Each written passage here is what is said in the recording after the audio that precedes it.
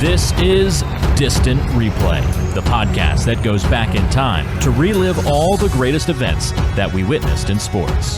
From upsets, to championships, to cultural moments, we discuss it all. Coming up on today's episode. Rebound, UConn. Denham Brown, 3 to go. Denham Brown for 3. No good! By George, the dream is alive.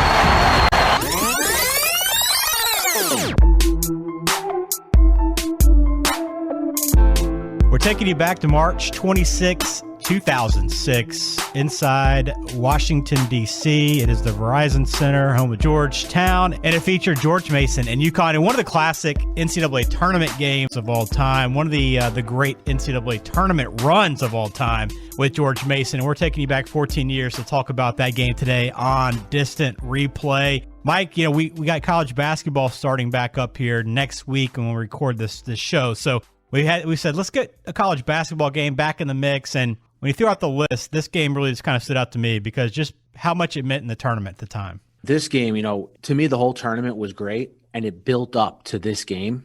I remember this tournament very well because, again, I live in Connecticut, so big UConn game. And a lot of times when these games, you know, when we build up to a game like this, it doesn't deliver, but this one did. So we're going to run through it tonight. We're going to be talking about the game itself, go take you back to that 2006 tournament, the path for George Mason to get to this point, to the Elite Eight for the first time, and they beat some Blue Bloods to get there. UConn's path through this tournament as well, and we'll take you through the game, bring you back to some of the players in this team, the coaches, some of the moments, and we'll have some wrap-up afterwards as well. Again, you can find this game online at distantreplaypodcast.com. If you want to go back and watch the CBS broadcast for yourself, we'll have it posted there, but also you can connect with us on Twitter, Instagram, and YouTube as well. So let's get to this game, Mike. And my first thoughts on this game were, you know, this takes me back pre-ESPN days. So I was still kind of in my bubble, hadn't been exposed to Connecticut and UConn. So my perception of this team was 2 years prior to this, Alabama lost to UConn in the Elite Eight of the NCAA tournament. I don't even know if you remember that game, but it was the furthest Alabama's ever been. We were actually doing that game on the student broadcast. We followed them throughout the tournament. That game was in Phoenix. And all I remember is a couple guys on this team that just crushed me that night, especially Rashad Anderson on that team, who just banged a bunch of threes against Alabama. So I went into this game remembering, and it kind of flashed me back to about how much I disliked them at the time. Yeah, so I do remember that 04 game versus Alabama because I was coming back from spring break and I was watching that game with a bunch of UConn fans in a bar. So I remember that game very well versus Alabama. UConn fans feeling very confident, by the way. Did not really view Alabama as a serious opponent. Sorry about that, Ben. Yeah, it is what it is. But anyway, so you're coming. This is like sort of the heyday for UConn basketball. I mean, we're after the 99 and 04 championships, where UConn is just pumping in recruits. And this team was no different, as we'll get to their roster here in a second. You know, UConn win the championship in 05, UConn in 04, North Carolina in 05, and now we're here in the 2006 Elite Eight. Yeah, and you talk about the recruiting classes and the rosters here. I mean, the recruiting class for UConn this year, Mike, featured Jeff Adrian, who just came in from Brookline, Mass. You had Marcus Johnson. Andrew Bynum was in this recruiting class as well for UConn. But their roster, you know, top to bottom, it was weird. When it first came up to me, I didn't remember everybody right away. But as the game kind of went on, it all started coming back to me. But you look at the roster, it's headlined by Rudy Gay off the top. Yeah, of course. Rudy Gay was supposed to be the next, you know, UConn superstar. That's who Rudy Gay was, in the same ilk as a Richard Hamilton, Ben Gordon, Emeka Okafor. It was supposed to then be Rudy Gay. Rudy Gay had a good college career. He's gone on to have a good pro career. Maybe didn't meet that, you know, 1A guy on a championship level team that those other guys did. But you also had Marcus Williams, lefty point guard, who people will probably remember. But what this UConn team was primarily known for was their depth up front. They just killed you on the boards, and they bludgeoned you with block shots. I mean, this team averaged 10 block shots a game during the regular season. Guys like Josh Boone, Hilton Armstrong, you know, they even brought big guys off the bench who contributed a lot. So this was a team that didn't have one superstar, but there was like 8 or 9 top flight prospects. Yeah, that's a good breakdown. And it's funny because you mentioned like they were so good in the front court. That kind of was the spot where they had trouble in this game when you look at it, which is, tough to believe, but that's kind of where they got beat. And I wonder, I didn't realize Andrew Bynum was a UConn commit at one point, but they definitely could have used him in this game if he would actually ended up in college. Yeah, right. So Andrew Bynum, for those of you who don't know, I think he would have gone to UConn, like you said, if he went to college, but he ended up going directly to the pros. But yeah, so when you played UConn this year, if you couldn't hang with them up front in the front court, it was just over. You literally had no chance. So that was sort of the first step for George Mason in this game, to just be competitive with UConn up front, not let their bigs dominate. And then obviously when big guys are dominating, grabbing every rebound, blocking every shot, that leads to the UConn transition game. And Marcus Williams and Rudy Gay were great in the transition game. Yeah, and you go back and look at their schedule. UConn was a 1 seed in this tournament, and deservedly so, to Mike's point, how good they were. But you look at the regular season, they only lost 2 regular season games, at Marquette and at number 4 Villanova, who, again, had another really good run through this tournament. And they also lost in the Big East tournament, Mike. They actually didn't even win a single game in the Big East tournament. Do you remember who they lost to, the 2006 Big East tourney? I don't. Fill me in. Lost to Syracuse, number 21 Syracuse, a single overtime loss, 86-84 in that game. That was headlined by Jerry McNamara. Remember him? Of course. Who doesn't remember Jerry McNamara?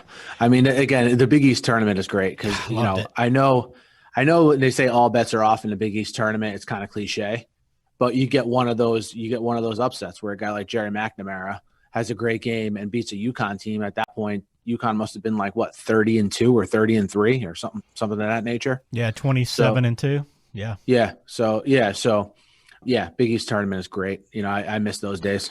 Syracuse had Devendorf and McNamara in their backcourt. Devendorf, man. I mean, that era of college basketball with Devendorf, Marshall Henderson. I'm trying to think of some other guys of that, that sort of in that same stratosphere as those two. But that was a good era.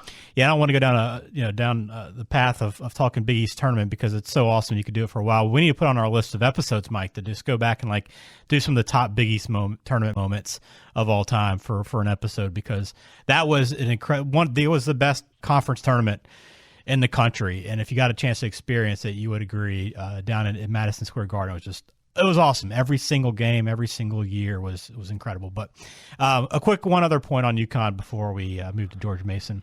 I thought what was really impressive with UConn and this team is that you mentioned they didn't have one superstar. They just kind of had a wave of guys that could run at you. Like when you look at the starting lineup in this game, I was surprised that a guy like Jeff Adrian came off the bench, Rashad Anderson came off the bench. This is a guy who started for the national championship team 2 years prior. Both these guys, and even in that Big East tournament game, Mike, in that game, Denham Brown came off the bench. So they had guys that could score off the bench just as much as the starters.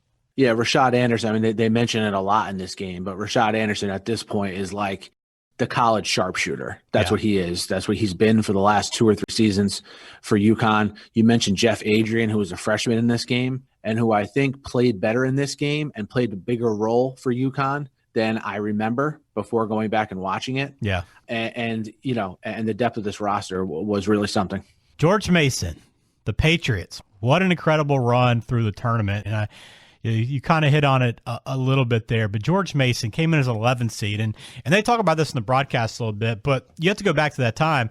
Not only did they make this incredible run as an 11th seed, there was a lot of people that did not even think they deserved to be in the tournament.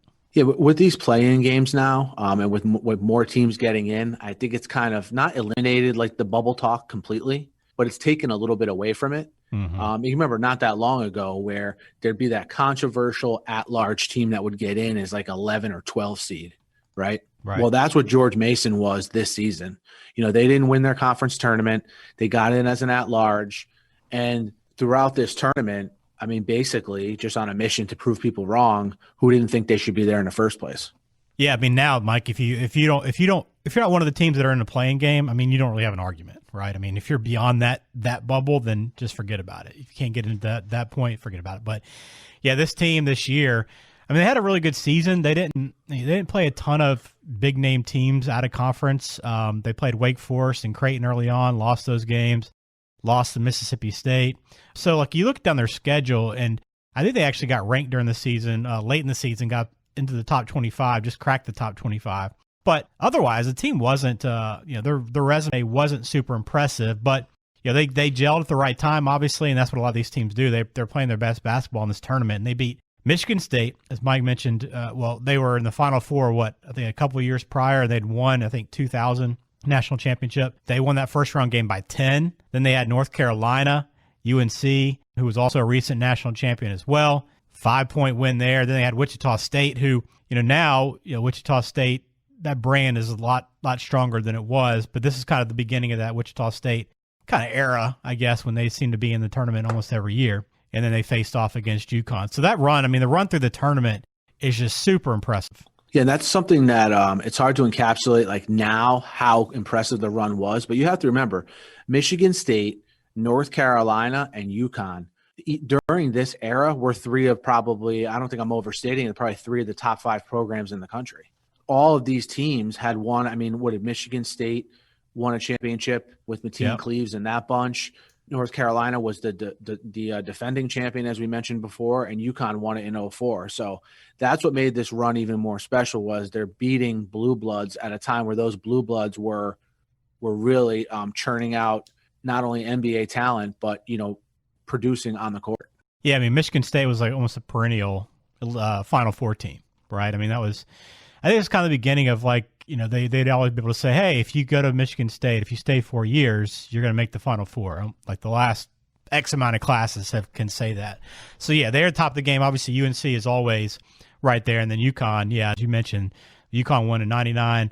UConn is one of the teams, if not the team right now in this era, even more so than Duke. Duke was kind of, I won't say down necessarily, but by Duke standards, this is maybe the time when maybe they're kind of a weak spot in their history. So UConn kind of is that team right now. So that's why you speak about this game and this run as being so remarkable. But the roster on this team, Mike, did you remember many of these guys? I think watching the game over, I kind of, the names kind of came back to me. But when I watched the game and it went to the lineups off the top of the broadcast, there wasn't many guys that I could have picked out. No, but like you mentioned, as the game went on and they sort of started saying, the starters' names more and more, you remember them. I remember Jai Lewis, only because his name was Jai. Yeah. But, other than that, now you're right. Like, not many of these names are household names where I was like, oh, we're watching George Mason. We're going to be watching this player. It's not like, oh, Davidson, who made a run a little bit later, a couple years later here. Oh, we're watching Davidson. Oh, Stephen Curry. Right. There's no name that stuck out to me. So the starting lineup for George Mason: Will Thomas, Jai Lewis, Follerin Campbell, Tony Skinn, and Lamar Butler. And this team, what was so good about this team was the balance they had. They all 5 starters averaged double digits in points. You rarely see that. The highest score on this team was Jai Lewis at just under 14 points a game, but everybody on the starting lineup averaged between 11 points and 13.7. So you see the balance of this team, and it all kind of played out in this run and in this game specifically. Yeah, you bring up a great point. If you look at the box score from this game, it basically portrays what Ben just said. Like a very, very balanced, even team that got contributions from everywhere. I don't think, and you mentioned the box score, and we'll go through this towards the end, but I don't think you ever see many games like this anymore. Maybe if we see a mid-major run, but you go through this box score, and we'll do it later. It's remarkable to see just how even that ball is spread around for this team. I guess I kind of got that sense during the game, but I don't think I really had a true feel for just how balanced this offense was until you go back and look at the box score. Yeah, it's an amazing point. And look, we're not saying that, hey, look, whenever you look at a box score, you can tell completely what went on in a game. But this is one of the games from a George Mason offensive standpoint, you could really tell what went on during the game. It was different guys at different times sort of taking the torch and making things happen when they needed to. Quickly on coaches before we get into the game. UConn, Jim Calhoun, the head coach at UConn, he was the man, right, Mike? I guess him and Gino, the UConn women's head coach, kind of just ran basketball in that area, right? Yeah, Calhoun, we'll talk about Calhoun here for a second. He is UConn men's basketball. He is the guy. He's the guy more so than any player that's come through there, and they've had some great ones. he's the guy. There were not much before him, and they've been average after him, right?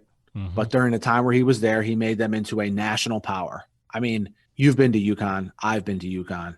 There's absolutely no other reason to go there unless you want to play for Jim Calhoun. You're not going there because the weather's nice. You're not going there because it's a fun place to hang out. You're not going there because it's like, it's a solid state school academically, but we're not talking about Harvard here, right? So there's literally no other reason to go to Storrs, Connecticut, unless you want to play basketball for Jim Calhoun, or if you're a women's basketball player, you want to play for Gino Auriemma. I mean, those two made that school what it is today in terms of new buildings being built, in terms of the admissions skyrocketing. I mean, after 1999, they won that men's basketball championship. Their number of applications they received, from out-of-state students absolutely exploded. And as we all know, those out-of-state students mean more money for the university. Yeah, gosh, sports drives that. Yeah, that's a great point. And I think I could kind of picture a lot of people nodding their head while you were talking about Storrs in Connecticut, like that have lived there that aren't from there. Like, oh yeah, you probably wouldn't just decide, hey, let me move up to Storrs unless there was a really good reason to. And at this time, yeah, UConn basketball was that reason. George Mason was headed up by Jim Larranaga. And this guy now is a pretty well-known coach, but at the time, not so much. He'd only been a head coach, American International. He was at Bowling Green for about 11 years, and now he's at George Mason. I think he's in his 8th season or so about this time, and he's still in like college basketball junkies probably know about him at this time, but the rest of the country is getting introduced to Jim Larranaga. Yeah, and he was, again, along with the players on this run, he became a national story as well. And again, one of these older college coaches you see every once in a while there in NCAA tournament where you're like, I never knew this guy even existed, but he seems like a pretty good coach, and he just kind of a guy like him just needed this spotlight, needed this opportunity to sort of come on the national scene, make a difference. And he would be at George Mason for a time after this run, but he would eventually parlay the George Mason job into the University of Miami job, which I think most people now know him for. Absolutely. Okay, so let's get into the game, Mike. CBS obviously has the broadcast. They always had the NCAA Tournament broadcast. And it always seems to be that every single game we do, it feels like Vern Lundquist is on the call. I mean, Vern, is there anything that really needs to be said? Very few guys are known by one name, okay? Vern is one of them. Vern Lundquist is great in these spots. He matches the intensity of the moment, the intensity of the game, and he delivered in spades in this game. He's my favorite college football announcer and maybe announcer overall, Vern. But then my favorite college basketball commentator is Bill Raftery. And I was so pumped when I saw this team was on this game. Yeah, I didn't remember, but it always seems to be that Vern is on the best games. I mean, it's worked out that way. I know he calls so much that he's bound to end up in these matchups, but he just always seems to be in the right place at the right time, and he delivers, as you mentioned, he does again in this game. So great broadcast crew for what turns out to be an incredible game. So let's start it off, Mike, and some thoughts on the first half first as we work our way through this game. UConn out of the gates, pretty good start, 6-0 start, up 14-6 through the first 7 minutes of this game, and it seemed like George Mason, probably, the moment, the nerves, things aren't really clicking yet. Shots aren't falling. Their offense isn't really flowing too well, and it just about what you expected. UConn in control early. Yeah, UConn got out to a 6-0 lead. I think it was great with Raftery being on this game in particular is at this point he's doing, all of the major Big East games during the year. So he's giving you some kind of unique insight into how the big guys for UConn, how they kind of steer the ship for Connecticut in terms of the block shots, in terms of the rebounding, like we said before. And that, look, if George Mason wants to compete in this game, they have to figure out how to sort of crack the case of being able to hang with these UConn big guys, which they did not do early. But it wouldn't take them much time to sort of get acclimated. No, it doesn't. You kind of start seeing them click, about 7-8 minutes into this first half. Shots start to fall a little bit. And UConn's playing fairly well. They're hitting some good mid-range stuff, but Rashad Anderson gets the scoring going outside the arc. They missed their first few threes, but of course it's Rashad Anderson who bangs home the first three. And then again, I'm taken back to 2004, Mike, when he hit 6 threes against Alabama in the lead 8, and it really kind of irked me once again. Yeah, it was pretty rough. But George Mason finally grabs their first lead. I mean, this is UConn has control. I mean, it's never never a threat of being a runaway at any point by UConn. I mean, they start kind of strong, but it's kind of a back and forth game for the most part. It's very unremarkable early on, right? Yeah, for sure. I mean, UConn goes through a 5-minute scoring drought. They missed 7 straight field goals. One of those kind of halves to sort of let George Mason back in. And then UConn, what you're seeing now is George Mason starting to hold their own a little bit more on the inside and on the boards, which is a surprise. And the announcers are saying as much during the first half. But UConn ends the half on a pretty good run. Yeah, so George Mason grabbed their first lead at 29-28, and then that's kind of when UConn, it kind of woke them up a little bit, hit back-to-back threes. At one point, UConn makes 7 straight field goals in that first half, and they have a 12-point lead in the final seconds of this first half. But what turns out to be, I think, a really huge moment in terms of momentum swinging. Right, this is the biggest lead at this point. Very end of the first half, 12-point lead. UConn hits a free throw. George Mason comes right back down the court and drives the basket. Fowler and Campbell hits a layup, gets fouled. It could have maybe even been a charge call. It was a really close bang-bang call. But he gets the and one, makes the free throw with 0.8 seconds left, and all of a sudden it was a 12-point game. They go into halftime single digits, and you know how it is, Mike, mentally that's a huge, huge bonus. Yeah, it's huge because instead of going down, into halftime as the recipients of a 15-2 run by UConn, being down by 12 at halftime, and sort of risking that, hey, if we come out and have a bad first 4 minutes of the second half, we're completely out of this game, and having that pressure on you at halftime, you're sort of building on that momentum of that three-point play. And I thought that was like low-key one of the bigger plays in this game. So it's UConn 43-34 at halftime.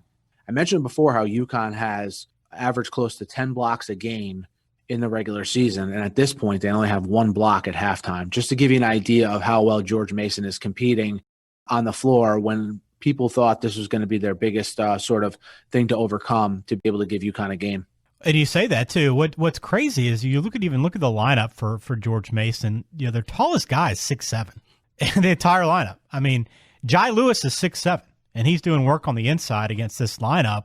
It's remarkable. And the halftime interview with Jim Calhoun, Mike Jaminski, by the way, is our sideline for this game. Calhoun even mentioned, they went to a smaller lineup, and he was asked, hey, are you going to stick with that smaller lineup? Because that's what was affected towards the end of that half. And he's like, yeah, I mean, we might need to do that. Our inside game needs to pick up, and our presence needs to improve. But this needs to be our strategy. And really, you really could not have a better preview of what was to come, Mike, than like that closing seconds, and then plus that halftime interview and some of the things we learned from Calhoun there going into the break. Yeah, and it's important to remember a lot of times with these games when, the underdog beats the big favorite, the underdog comes out and hits like a ridiculous amount of three-pointers, the favorite's playing really bad, and it's sort of the perfect storm. Can't stress enough during this game, you're not getting an overly good George Mason offensive performance to this point. They're not raining threes from everywhere. They're man for man, sticking with UConn. And one thing of note, Josh Boone only played 6 minutes in the first half. He was sort of a big, from what I remember this UConn team, he was a big part of their inside play, along with Hilton Armstrong, obviously. But I can't help to think that might have hurt them here, especially as we get into the second half, where he picked up his 3rd foul very early in the second half. I thought that was a big point in the game. Yeah, that's a good point. And the other thing I want to mention before we get into the second half, too, this game is in D.C., This game is only, I think Vern pointed out, 20 miles from the campus of George Mason. And you completely get that sense. Now, whether or not a lot of it's just people hating on UConn, and there was probably a lot of that around the country at this time because UConn was so good. But this crowd in this arena was hugely in favor of George Mason. Again, I know I keep on saying this, but another excellent point, because you saw as George Mason became more competitive in the game, it basically felt like a home game for George Mason. Remember, you mentioned the proximity to George Mason's campus, but also we're in Washington, D.C., where Georgetown plays their home games. So I'm sure there's some of that as well, where you have Georgetown fans who just don't want to see UConn win either. Yeah, exactly. It's a little bit of both, I think, for sure. But there's a lot of green and gold in the stands, and it really gets loud when they make runs in this game, and you cannot say the same thing for UConn when UConn's going on a couple of their stretches of hitting a bunch of shots. So that played, I think, obviously a big part in this. Well, we always said, look, you always get that at a regional final, Mike, when it's an underdog that's playing a favorite. Everybody's pulling for the underdog typically anyway. For sure. And then remember, this is a once-in-a-lifetime thing if you're a George Mason basketball fan. So you're not sitting there and saying, we won't go to the game. We'll wait till the Final Four. Like, you're going to these regional games, and you're really into it. And if you've watched George Mason basketball for all these years, this is your moment. This is the moment. And they don't seem to be in the game at halftime. But now, as we mentioned, that looking back, that end of that half was such a big turning point, I think, for them. But we moved to the second half, and, again, to your point before, George Mason's offense isn't just lighten things up at this point. I mean, I think UConn maybe had some chances to pull away a little bit if they were maybe a little sharper on offense, a little more efficient in the paint. But George Mason just kind of slowly chipping away, early in this half. And, before you know it, I mean, a couple of hit shots, it didn't take long. This thing was all of a sudden 47-46 after a quick George Mason run early in this half. And now you're settling in just, 5 or 6 minutes in this half going, okay, here we go. Yeah, I think two things contributed to George Mason being able to stay around. The Josh Boone picking up his third foul early in the second half, because although they were deep on the front line, the players coming in were not nearly as good as Josh Boone in this spot. So you have the 3 fouls by him early in the second half.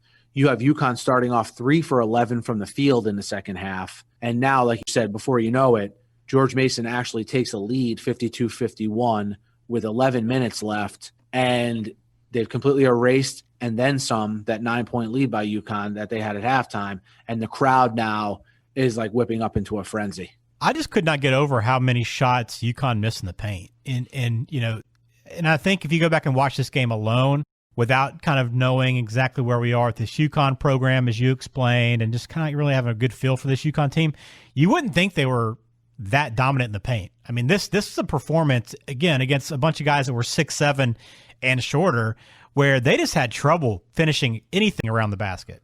They had trouble finishing things around the basket. And remember, to this point, this would change here kind of down the stretch a little bit in the middle of this half, but we haven't mentioned Rudy Gay's name at all. And that was a big problem for UConn in games where they struggled in this tournament. Because the run, as we got into before, UConn got to this point, to the Elite Eight, but they were not overly impressive in any of the games they played so far. And sort of like we've seen from Rudy Gay in the pros, he sort of floats in and floats out. And up until about midway through this second half, he's not doing much at all. Yeah, and speaking of midway through this first half, so Mason grabs his first lead, 52-51. They come back down and have a 4-point play on the other end. And if you go back 10 minutes of game time to the very end of that first half with that 3-point play we mentioned, to this point, right around the 10-minute mark of the second half, UConn went from up 12 to down 3 points in a 10-minute stretch. Number one seed in this tournament, had only lost 3 games all year, a 15-point swing in just 10 minutes of basketball for this George Mason team. And now UConn's on the ropes. UConn is definitely on the ropes. And to give Rudy Gay credit, from about the 10-minute mark to about the 6-minute mark, he scored, 10 straight points at one point. Yep. So he did show up in this 4-minute stretch. But again, typical Rudy Gay, gets him back in the game, sort of stabilizes things to his credit. But in hitting my point I said before about Gay, the last 6 minutes of the game and all of overtime, he wouldn't score 1 point. But he did stabilize things during this time period of the game for this 4 or 5 minutes and keep UConn in it. Yeah, it's crazy to think about, because he looked like he was having one of those tournament moments, right, where you just have a guy that just gets hot and they're in the zone locked in, and it just becomes one of those moments you talk about for a while. And he looked like he was headed down that path with the stretch, but he was the only offense at this time, unfortunately for UConn too, but he was keeping a minute. So we get late in this half. George Mason looks to have this thing in control in regulation. They're up 4 with 1 minute left. UConn comes down, turns the ball over. Surprisingly, George Mason's a team playing with better composure down the stretch. You had UConn, and they held this lead too. They were up by 4 with 5 minutes left. Like you mentioned, they're up 4 with the ball with a minute left. Okay. And, you had 2 sort of uncharacteristically nervous plays by UConn. It looked like one of their players tipped the ball in for George Mason. Yeah. And then you had a Marcus Williams palm call, which I thought was a really weird time for that call. Did you or no? Yeah, and it didn't seem that it did on the replay. It didn't seem very obvious at all. Like it, and I think even to the point where when Vern was commenting on the replay, I think he thought they had the wrong replay in there because he said, the turnover by Williams, and as the play went on and Williams hit a shot that obviously was called off because of the palming, he was like, oh, that was one of his baskets. He did just turn the ball over. And I was thinking, I think that was the play. It just didn't look like it happened. Yeah, it was the first UConn turnover of the half, which is I crazy. Was an interesting stat when they nuts. said it. But more with this Marcus Williams thing, it's just something I used to go crazy about when I used to coach basketball was if a guy palms the ball and takes 2 or 3 steps, that's a travel, not a palm. You know what I mean? Yeah. I think that's what the call was here. I think it was more of a travel. They felt that, Williams in between palming the ball took 2 or 3 steps. I think that was more, but it was a call that was kind of really puzzling, especially at the time. So you have everything going George Mason's, way at this point. They're up by 4. They have the ball. And I think the next play is the play of the game for UConn when Jeff Adrian blocks the ball at the rim. Again, down 4, less than a minute left, when George Mason had a wide open layup to go up 6. And a great block by Jeff Adrian right at the rim. Yeah, it's pretty crazy, Mike, because you watch this entire game. I didn't get the sense that this UConn team was really dominant, right? You would not. I don't think watch this entire game you would say, okay, this is a team that was one of the elite teams in college basketball during the regular season. They just really dominated competition. But you had a couple flashes, and maybe it was just this final 20 seconds of this game where it was like, okay, this is what UConn could be and was for a lot of the year. We just hadn't seen it for most of this game because that defensive effort to stay in that game was incredible. And I don't think Vern gave it enough credit because he kept saying that there was 2 missed shots around the basket, 2 point-blank shots missed. And I was thinking, dude, that was an incredible defensive effort to keep those shots from falling and keeping UConn in this game. And those blocks turned into Marcus Williams going the other way and getting a 3-point play on the other end and cutting the lead to just 1. And I just was like, man, this is what this team was for a lot of the year. And we kind of got a quick glimpse of that. Exactly. Yeah. Again, you saw it in flashes in this game, and that's what you saw this whole tournament run, if I remember correctly. But a lot of times those flashes in the previous games would lead to these monstrous runs UConn would go on, and it'd be enough to win the game. Yep, indeed. So again, 71-70. It's even a 4-point game with 17 seconds, Mike, which is crazy. And then the finish happens like this: Tony Skins at the line, 81% free throw shooter, and they're telling the story about how he punched a guy on the Hofstra team and got suspended for the first tournament game by Larranaga. And did you remember that moment at all? Because that seems like something that I would have remembered, a guy throwing a punch in a game and being held out by his head coach. But I don't remember that at all. I don't remember at all. I think it was one of those things that was cured by winning, right? I mean, at this point, Tony Skinn gets lucky, and it didn't cost his team a tournament berth, first of all, and it didn't cost them in a tournament because they kept on winning. So yeah, that was not something I recalled, but they mentioned it a lot in this game. Yeah, and they're kind of telling the story. It's a 2-point game. They're kind of telling the story as in okay, Skinn where he was, he's got a chance now to ice this game, put it away, a couple of free throws. He sees it's over. What a story that would be for him. And before Vern can even finish the story, he misses the front end of a 1-and-1. Very casually took that shot, very nonchalant. It bounces off the rim. UConn pushes it the other way, this is like 5 seconds left, by the way, when this free throw is happening, to put it away. A beautiful pass up the court by Marcus Williams. Denham Brown takes it baseline. An awesome reverse layup that I'd forgotten about, but that ball just hangs on the rim, falls through as time expires to tie it up. And an awesome finish, just a classic NCAA tournament buzzer beater moment. And you're going, man, George Mason just gave up one of its only opportunities ever, maybe the biggest moment in the history of its program, and they're about to give it up. I know from my standpoint, I'm sitting here watching this game in Connecticut. I'm the furthest thing from a UConn fan you've probably ever seen. And when Denham Brown hits that reverse layup, Denham Brown, who we've heard nothing from the entire game, by the way, very little, does this reverse layup where the ball, like you said, sits on the rim. It seemed like for an eternity, goes in. And you're like, wow, there it is. UConn was on the ropes again. George Mason let them back in it. They missed the front end of the 1-and-1. And now we're going to overtime. And typically in these spots where the favorite has momentum going into overtime, the underdog sort of wilts away. That's what usually happens tonight, but not this George Mason club.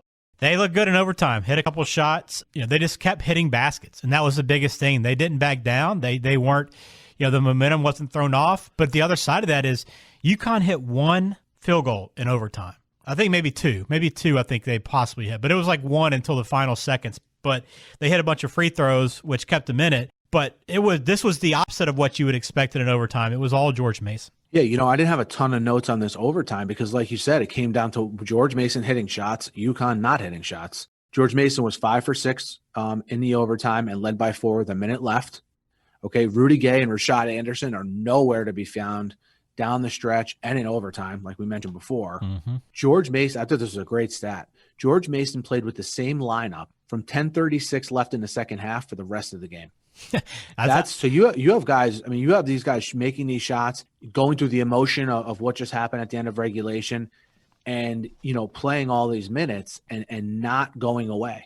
I did not realize that at all until they said that in overtime, that Larranaga had not made a substitution since the 10:36 mark of the second half, and it blew my mind because, dude, you don't see that ever, and it just goes to our point, as we said at the beginning of this game. This starting lineup was George Mason's team. They didn't have a lot of bench. The starting lineup was so balanced, all double-digit scores, and it proved to be the exact way this game played out, where that team, that starting five, that nucleus stuck together. They didn't get in foul trouble, which was amazing, and they end up winding up all 5 scores in double digits for George Mason. Can you believe it? They had 3 points off the bench. That's it. Yeah, this was, again, I know we keep on mentioning this, but go to like College Basketball Reference and look at this box score and look how even everything was in terms of shots taken, in terms of minutes played. All the starters played huge minutes, like we just mentioned, in terms of total points scored.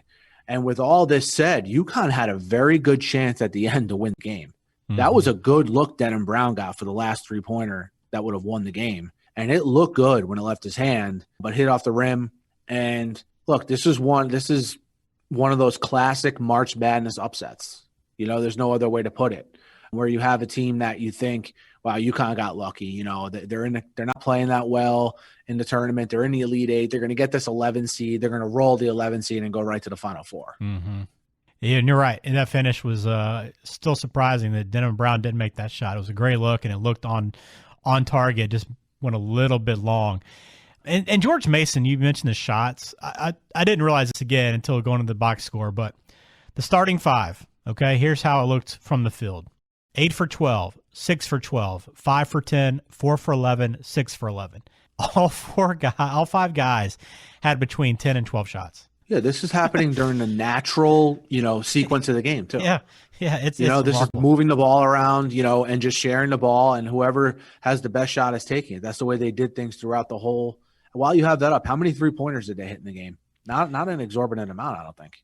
No, 3. Well, they hit 9 total. That's not. I mean, for scoring 86 points and being in overtime, that's not a crazy amount. It doesn't seem like that many now either. But UConn on the other side was 7 for 22. But George Mason was 9 for 18 from 3. So they got at a stretch where they were just banging threes too, and they didn't hit a ton, but they hit them at critical moments, it seemed, and they hit them on top of each other, which really kind of hurt UConn even more, and they were able to hold on. But really, a great game to go back and watch, and really, I mean, the second half was, I think, the one you want to really kind of hone in on. The first half was fine, no big moments that stood out to you. It's that second half and George Mason battling back, and then just kind of withstanding throughout, and then giving up the lead, and then still able to hold off UConn in overtime for this game. For UConn, they were led by Rudy Gay, as Mike mentioned, though.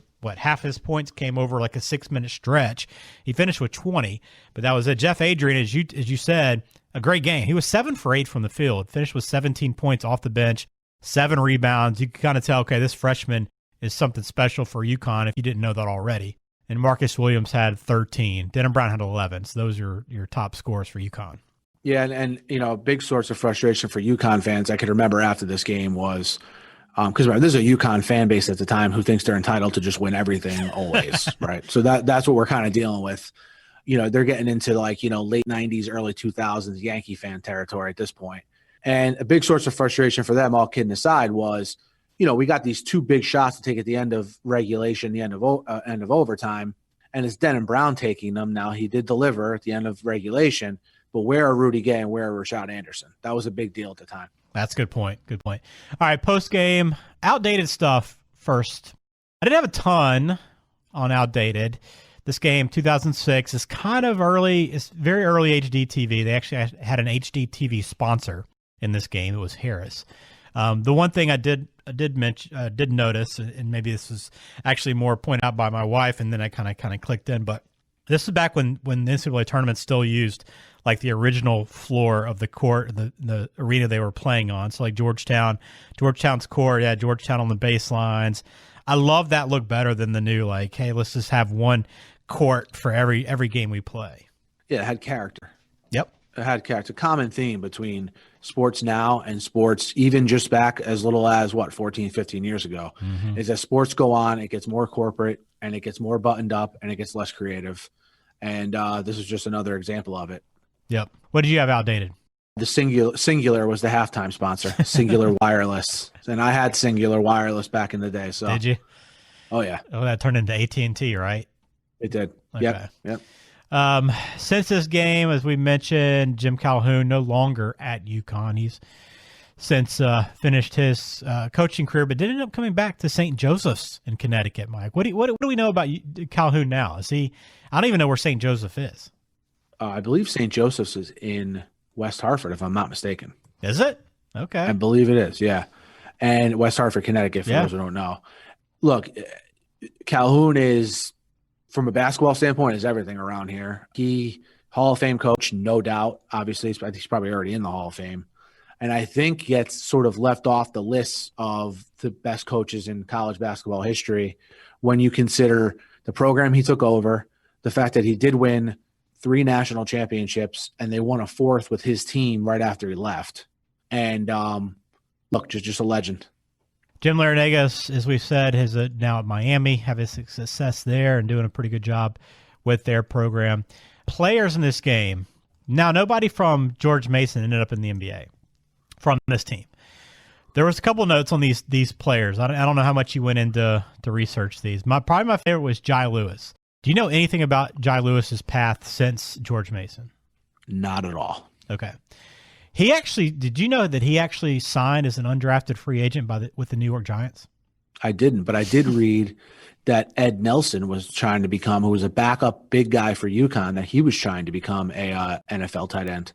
Yeah, he signed with the Giants after the 2006 Really? NFL draft, wanting to kind of pursue a career similar to Antonio Gates and Marcus Pollard. He ended his NFL career as an offensive tackle to pursue his basketball options. At the time, he was 6'7", 275. The Giants actually listed him, though, as 6'5", 292. So he was playing bigger than what he was. But he's bounced around to so many different professional basketball leagues around the world. He's played in the Philippines. He's played in Israel. He's played in Japan. He's played in Colombia. The guy he loves playing sports. He's an athlete. Apparently. Jai Lewis, man, a world traveler. Who knew? But yeah, this is the heyday for, hey, if you're a really big basketball player and you're solidly built, maybe we can make you a tight end. Yeah, that's true. The other note from the George Mason roster, Tony Skinn. Do you know where he is now? Again, enlighten me. No clue. He's an assistant coach at your Seton Hall Pirates. There you go. Seton Hall, man, with Kevin Willard. There it is. He's been there for a couple of years. And one other thing of note is that they mentioned in this game Jim Larranaga's son, who was playing overseas and would give Jim Larranaga sort of coaching tips. Well, his son, Jay, has since become a very, very successful NBA assistant coach. He's been the top assistant for the Celtics for probably the last 7 or 8 years. Oh, cool. Good nugget there. This roster for UConn, a few NBA players. Rudy Gay, I guess, the best career pretty easily out of this group. By far. Yeah, the rest of these guys didn't materialize to do much in the NBA at all. I'm surprised Jeff Adrian didn't have a better career long term. You know, he's one of those guys that not really big enough to hang with NBA big guys and not quick enough to guard on the wing, but a good college player. You know what I mean? Just kind of felt in that no man's land when it came to the NBA, I think. Marcus Williams, again, a first-round pick who didn't stick around the NBA very long. Shad Anderson, undrafted. I'm not surprised there, but he bounced around to so many teams. It's crazy looking at some of the teams these guys played for. You just don't realize, I don't realize how many professional basketball teams are out there around the world. But another first-round pick, too, off of this team, Hilton Armstrong, 12th overall. But again, only a few years in the NBA altogether. So there you go. There's kind of a look at these teams. Any what ifs in this, Mike, that you might say could have gone maybe in UConn's favor or something would have broken differently? No, I think you had a team in George Mason. I don't think they did it with smoke and mirrors, I think they kind of just matched up against UConn and hit shots when they needed to. I think UConn did underwhelm on the front court, but I'm not going to completely take credit away from George Mason. No, this is one of those rare games where it didn't seem like there was one key moment where, a missed shot or a bad coaching decision or, a bad call by an official really trying to change the course of the game. This was really George Mason went toe-to-toe, lined up with UConn and outplayed them over the course of, 45 minutes. So a good game to go back to and a great way to kind of get us ready for college basketball season again as it tips off, and hopefully we have a full season, complete season, and get back to an NCAA tournament that looks like it's going to be played in one area in Indianapolis. So we're going to have more games coming up, college basketball. If you have any that you want us to go back and watch, want to relive with us, send them to us on Twitter, Instagram.